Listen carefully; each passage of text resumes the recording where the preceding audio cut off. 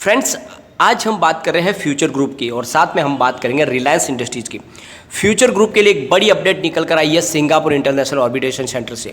क्या है वो अपडेट और क्या उसका इफेक्ट पड़ने वाला है हमारे हिंदुस्तान में, क्योंकि सुप्रीम कोर्ट में भी आगे सुनवाई शुरू होने वाली है।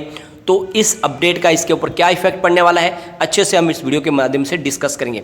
साथ में जानेंगे क्या ये डील बहुत जल्द फाइनल हो सकती है अब, और साथ में एनसीएलटी की तरफ से कितनी जल्दी इसके शेयर होल्डर की बुलाने के लिए रजामंदी दी जा सकती है, उसको भी हम डिस्कस करेंगे। और रिलायंस इंडस्ट्रीज़ के अंदर से भी दो बड़ी अपडेट निकल रही है, उसको भी हम डिस्कस करेंगे। और ओवरऑल ये डील कहाँ तक पहुँच सकती है और कितनी जल्दी अब फाइनल हो सकती है, क्योंकि काफ़ी समय निकल चुका है। जो इसके लेंडर्स है वो भी बहुत ज़्यादा परेशान है, उनको समझ में नहीं है क्या आ रहा है कि क्या किया जाए, क्योंकि लगातार उनका लॉस बढ़ रहा है, उनकी रिकवरी हो नहीं पा रही है। डील को रोका गया है अमेजॉन की वजह से। तो अब इस मामले से बड़ी अपडेट निकल कर आई है, उसको हम अच्छे से डिस्कस करेंगे और जानेंगे क्या ये आगे अब जल्द से जल्द इस फैसले की तरफ, ये सुनवाई की तरफ जा रहा है। तो सारी की सारी संभावना इस वीडियो के माध्यम से तलाशेंगे। लेकिन फ्रेंड, उससे पहले अगर आप पहली बार हमारे चैनल पर आए तो चैनल को सब्सक्राइब कर दीजिए, एक बेल आइकन दबा दीजिए ताकि जब भी नया वीडियो बने पहला नोटिफिकेशन आपको मिले। वीडियो पसंद आए तो लाइक शेयर जरूर कीजिए। चलो फ्रेंड्स, वीडियो स्टार्ट करते हैं। मैं हूँ आपका दोस्त एसबी दवे और हमारे अपने चैनल ऑनलाइन कमाई में आपका बहुत बहुत स्वागत है। फ्रेंड्स, जैसे कि आपको पता ही है, किशोर बियानी ने अपने कारोबार को फिर से खड़ा करने के लिए रिलायंस इंडस्ट्रीज के साथ में एक बड़ी डील की थी, जिसके तहत 24,713 करोड़ में अपने आधे कारोबार को बेच दिया था, जिसमें उनका रिटेल, होलसेल और लॉजिस्टिक का बिजनेस था। जिसके तहत ये कारोबार रिलायंस रिटेल वेंचर को बेचने के बाद जो उनको रकम मिलने वाली थी, उससे उनका बचा हुआ कारोबार वो अच्छे से चलाने की उनकी प्लानिंग थी। लेकिन उस प्लानिंग में पानी फेर दिया अमेजॉन ने, क्योंकि अमेजॉन 49% की स्टेक होल्डर है फ्यूचर कूपन के अंदर, और उसकी वजह से उन्होंने अड़ंगा लगा दिया।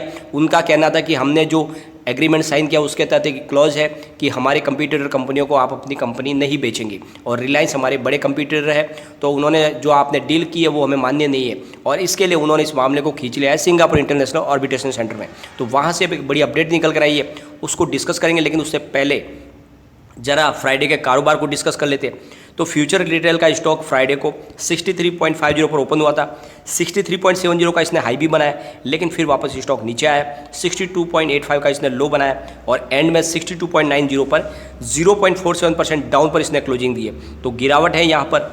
फ्यूचर सप्लाई चेन की बात कर लेते हैं। स्टॉक ओपन हुआ 91 पर, हाई बनाई 92.10 की, लो बनाया 90.10 का और एंड में 91.50 पर करीब 0.60% अप पर क्लोजिंग दी है। तो थोड़ा सा ग्रीन है, जो एक अच्छी सी दिल को तसल्ली देने वाली बात है। फ्यूचर लाइफस्टाइल की बात कर लेते हैं। स्टॉक ओपन हुआ 71.75 पर, हाई बनाई 73.30 की, लो 71.75 पर और एंड में क्लोजिंग दी वो है 72.55 पर, 0.41% डाउन पर। तो यहाँ पर गिरावट का माहौल है। फ्यूचर कंज्यूमर लिमिटेड की बात कर लेते हैं।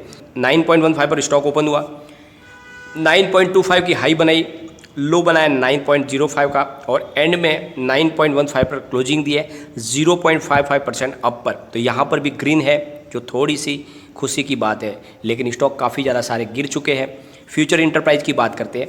स्टॉक ओपन हुआ 11.20 पर, यही दिन भर की हाई थी, लो बनाया 10.90 का और अंत में 10.95 पर 1.35% डाउन पर क्लोजिंग दिया। तो यहाँ पर थोड़ी सी गिरावट है, परंतु फिर भी जो बड़ी गिरावट रुकी हुई है, स्टॉक काफ़ी ज़्यादा संभल चुके। अब लोग अपना इस लॉस बुक करके माल बेचना नहीं चाहते। तो सिंगापुर इंटरनेशनल ऑर्बिटेशन सेंटर में आपको पता ही है 12 जुलाई से सुनवाई शुरू हो चुकी थी फाइनल वर्डिक्ट देने के लिए। तो अब वहाँ से अपडेट निकल कर आई है, वो सुनवाई पूरी हो चुकी है और अब मामले की जो सुनवाई हुई है उसके बाद में फाइनल हियरिंग के बाद में फाइनल जजमेंट को उन्होंने रिजर्व रख लिया है। SIAC की तरफ से ये जो जजमेंट है वो अगले महीने आने की संभावना बन रही है। तो जिस तरह से मामला बन रहा था कि हो सकता है कि जल्द से जल्द सुनवाई पूरी करके जजमेंट 5 से 6 दिन में आ जाए, तो वैसा हुआ नहीं। हियरिंग पूरी हो चुकी है, फाइनल जजमेंट उन्होंने रोक लिया है, वो अगले महीने देने की संभावना है। तो अब जो बात है, ये सबसे बड़ी बात जो निकल के आ रही है, सुप्रीम कोर्ट रुका हुआ था कि जो सिंगापुर इंटरनेशनल ऑर्बिटेशन सेंटर से जो फाइनल जजमेंट आएगा उसके ऊपर आगे सुनवाई की जाएगी। लेकिन SIAC ने अपने वर्डिक्ट को टाल दिया है 1 महीने के लिए। तो अब सुप्रीम कोर्ट क्या करेगा, क्योंकि सुप्रीम कोर्ट में जब दोनों तरफ की जज की तरफ से, दोनों तरफ के वकील की तरफ से ये कहा गया था कि एक बार आप सिंगापुर इंटरनेशनल ऑर्बिटेशन सेंटर के फैसले को आने दो, कि बाद में ही आप सुनवाई शुरू करें, तो इस पर जज तैयार हो चुके थे और उन्होंने 20 जुलाई की तारीख दे दी थी। लेकिन अब जो जजमेंट है वो अगले महीने आएगा, तो फिर सुप्रीम कोर्ट को अब निर्णय लेना है, क्या वो SIAC के फैसले के बगैर ही सुनवाई शुरू करेंगे या फिर वो अगली तारीख देंगे। तो यह अब 20 जुलाई को ही हमें समझ में आएगा बात, क्योंकि दोनों वकील की तरफ से क्या बात रखी जाती है, क्या वो सुनवाई शुरू करना चाहते हैं या फिर वो फिर से डेट मांगेंगे कि जब तक एक बार फैसला ना आ जाए सिंगापुर इंटरनेशनल आर्बिट्रेशन सेंटर से, उसके पहले आप सुनवाई ना करें। तो इसके लिए हमें 20 जुलाई तक का इंतज़ार करना होगा, यानी अब हमें 2 दिन का और इंतज़ार करना होगा जब सुप्रीम कोर्ट में इसके ऊपर सुनवाई शुरू होगी। लेकिन एक बात है कि ये मामले को लगातार डिले किया जा रहा है, बहुत ज़्यादा खींचा जा रहा है मामले, और हर साल में पैरवी कर रहे हैं फ्यूचर ग्रुप की तरफ से, और गोपाल सुब्रमण्यम कर रहे हैं पैरवी अमेजॉन की तरफ से। और अब ये मामला जो है 20 जुलाई के बाद में इसके ऊपर क्लियरिटी समझ में आ जाएगी जब सुप्रीम कोर्ट इसको मामले को साथ हाथ में लेगी। सबसे बड़ी बात यह है कि फ़िलहाल NCLT ने भी शेयर होल्डर की मीटिंग को बुलाने के ऊपर रोक लगा के रखी हुई है, क्योंकि वो भी सुप्रीम कोर्ट के फैसले का इंतजार कर रहे हैं, क्योंकि सुप्रीम कोर्ट ने उनको कहा हुआ है कि आप सारी कार्रवाई पूरी करें, जजमेंट रोक के रखें। तो इसीलिए NCLT की परमिशन नहीं मिल पा रही है रिलायंस के शेयर होल्डर को उनकी मीटिंग बुलाने के लिए। तो अब ये मामला 20 जुलाई के ऊपर है, जब सुप्रीम कोर्ट इसके ऊपर कार्रवाई शुरू करेगी तब तक हमें वेट करना होगा। और यहाँ से अगर फैसला आ गया तो फिर मामला रोचक बन जाएगा कि किसके फैसले को माना जाए। और जैसे वातावरण बन रहा है उसके हिसाब से SIAC में अमेजॉन का पल्ला भारी है, लेकिन सुप्रीम कोर्ट में फ्यूचर ग्रुप का पलड़ा भारी है। तो अब देखना होगा ये फाइनल वर्डिक्ट आने के बाद में जो भी है डील फाइनल हो सकती है। तो इसके लिए हमें थोड़ा वेट करना होगा। एक बार हम रिलायंस इंडस्ट्री की तरफ चलेंगे।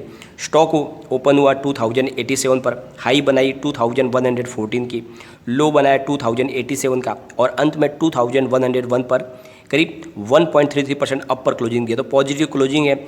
रिलायंस में लगातार तेज़ी का माहौल बन रहा है। और सबसे अच्छी बात यह है फ्रेंड, रिलायंस इंडस्ट्रीज है, इसके कारोबार में लगातार वृद्धि हो सकती है। इनके कारोबार में आगे बहुत ज़्यादा संभावना बन रही है।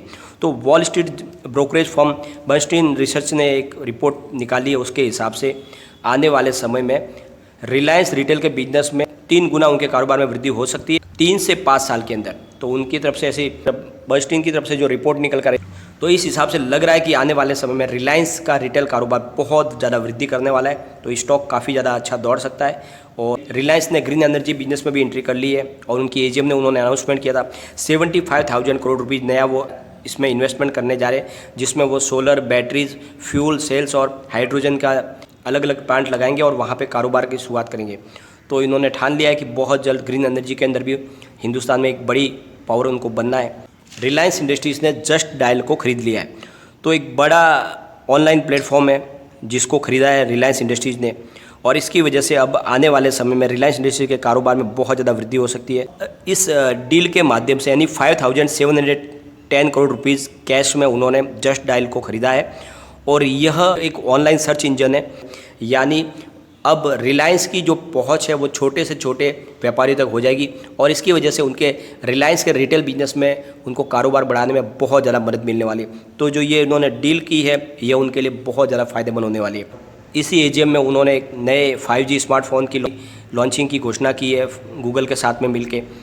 तो मुकेश अंबानी ने ठान लिया कि तीनों कारोबार को बहुत आगे लेके जाना है, यानी उनका जो O2C का बिजनेस पुराना है, साथ में रिलायंस रिटेल के बिजनेस को आगे बढ़ाना है, और उनके डिजिटल प्लेटफॉर्म जियो को भी आगे लेके जाना है। तो कारोबार में लगातार वो वृद्धि कर रहे हैं, और इस वजह से लग रहा है कि आने वाले समय में रिलायंस इंडस्ट्रीज़ का शेयर बहुत ज़्यादा बढ़ने वाला है, क्योंकि कारोबार में जब वृद्धि होगी तो किसी भी तरीके से यह शेयर नीचे नहीं रह सकता। तो आपको इसमें इन्वेस्टमेंट करना चाहिए। यह लेवल बहुत ही अच्छा है। इस पिछले 4 से 6 महीने 8 महीने से स्टॉक 2000 से लेकर 2022 के आसपास ट्रेड कर रहा है, और इस समय आपको 2100 के आसपास इसमें एंट्री का मौका मिल रहा है। तो इसमें आपको एंट्री करनी चाहिए। आने वाले समय में ये आपको बहुत अच्छा रिटर्न दे सकता है। लेकिन फ्रेंड, कोई भी इन्वेस्टमेंट करने से पहले अपने फाइनेंशियल एडवाइजर से एक बार एडवाइस ले ले, या अपना खुद का रिसर्च करें, क्योंकि मैंने वीडियो आपके एजुकेशनल पर्पज़ के लिए ही बनाए। वीडियो पसंद आए तो लाइक शेयर जरूर कीजिए और चैनल को सब्सक्राइब कर दीजिए। Thank you friend.